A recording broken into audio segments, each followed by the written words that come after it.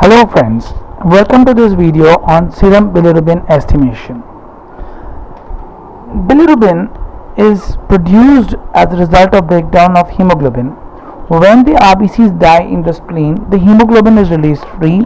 This hemoglobin is then first converted by hemoglobin is converted to bilirubin. The bilirubin formed is not water soluble and hence has to be transported to the liver in association with albumin. This part of the bilirubin which is transported to the liver along with albumin is called unconjugated bilirubin. In the liver, this bilirubin is conjugated with glucuronic acid to form conjugated bilirubin. Destruction of RBCs in the spleen, binding of bilirubin to unconjugated bilirubin, transported to the liver, gets conjugated with glucuronic acid to form conjugated bilirubin. The conjugated bilirubin then via the bile duct comes into the small intestines, large intestines, and then gets excreted in the feces as urobilinogen. A small portion of this urobilinogen gets reabsorbed in the portal vessels, come into the bloodstream, and then gets excreted in the urine as urobilinogen. The principle of estimation of bilirubin is based on the diazo reaction, in which bilirubin reacts with diazo reagent to form azobilin. The intensity of the color produced is read in a colorimeter and compared to a standard treated similarly. And compared to a standard. Unlike the other biochemical reactions, in bilirubin estimation we do not have a bilirubin standard and we use an artificial standard. The artificial standard used in bilirubin estimation is methyl red. The optical density, the absorbance characteristics of methyl red is found to be very similar to bilirubin. The reason why we are using an artificial standard in bilirubin estimation is that bilirubin as a molecule is unstable and we cannot make standards for a long period of time. So it's better to have an artificial standard. Now, the bilirubin conjugated with glucuronic acid is water soluble, and when we react it with the diazo reagent, it reacts to form a color. This is called direct bilirubin. Being water soluble, it reacts with the diazo reagent and hence the name. Bilirubin bound to the albumin does not react with the diazo reagent because it is not free. When we treat it with alcohol, then the bonds between bilirubin and albumin is broken down. After treatment with alcohol, this fraction is free to react with the diazo reagent, and what we now get is the direct bilirubin plus this fraction, which results in the formation of total bilirubin. The difference between total bilirubin and direct bilirubin gives us the indirect bilirubin. In place of alcohol, we can also use caffeine.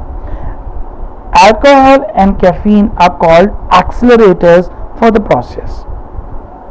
The normal levels of bilirubin in the blood is less than 1 mg per deciliter, of which more than 70% of this is formed by unconjugated bilirubin. If the conjugated bilirubin fraction is greater than 30%, the type of hyperbilirubinemia will be conjugated hyperbilirubinemia. Please remember the 70-30. 70% of total bilirubin is unconjugated. If conjugated bilirubin is more than 30% of total bilirubin, then we are dealing with conjugated hyperbilirubinemia. The causes of hyperbilirubinemia, as we said, could be unconjugated and conjugated. Unconjugated hyperbilirubinemia usually seen in hemolysis or hemolytic anemia, neonatal jaundice because of immaturity of the liver, Dibben-Johnson syndrome and Crigler-Najjar syndrome, Crigler-Najjar type 1 and type 2. Where the glucuronide transferase enzyme is deficient.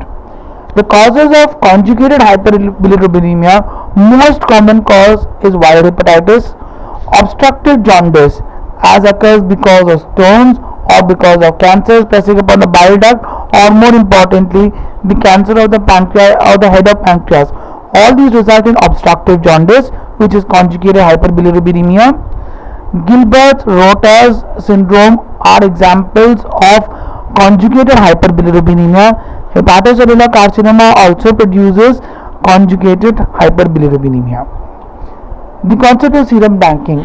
Now, When we do a test for glucose, urea, creatinine, we just put the blank, the standard and the test and compare the results. Now, if the glucose was 80 milligrams or 400 milligram per deciliter, the color of the serum does not change. The color of the serum is because of the bilirubin. If the bilirubin level increases, the color of the serum also increases. In colorimetric tests, what we are interested in knowing is how much additional color is produced. We are not interested in knowing what is the final color produced. We want to know how much additional color has been produced. For that, we have to put a control for each test. What is the control? The control is the serum and all the reagents minus an essential ingredient to prevent the color development. Once again, what is a serum blank? You put the reagents, you put the serum, but don't allow the reaction to start. This is the starting point. This is the control. Then we do the test and see the color which we have got.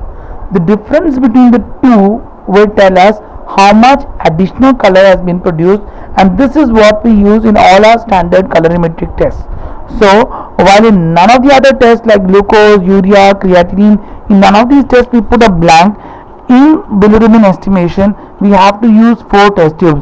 One is the control, one is the unknown, one is the blank, and one is the standard. The standard in bilirubin estimation is an artificial standard. Now, a quick run through the liver function test. When we do a liver function test, we check the bilirubin levels whether it is conjugated or unconjugated. If it is unconjugated hyperbilirubinemia, we have these diagnoses. If it is conjugated bilirubinemia, we have these diagnoses. The next question that we want to know is evaluation of enzymes.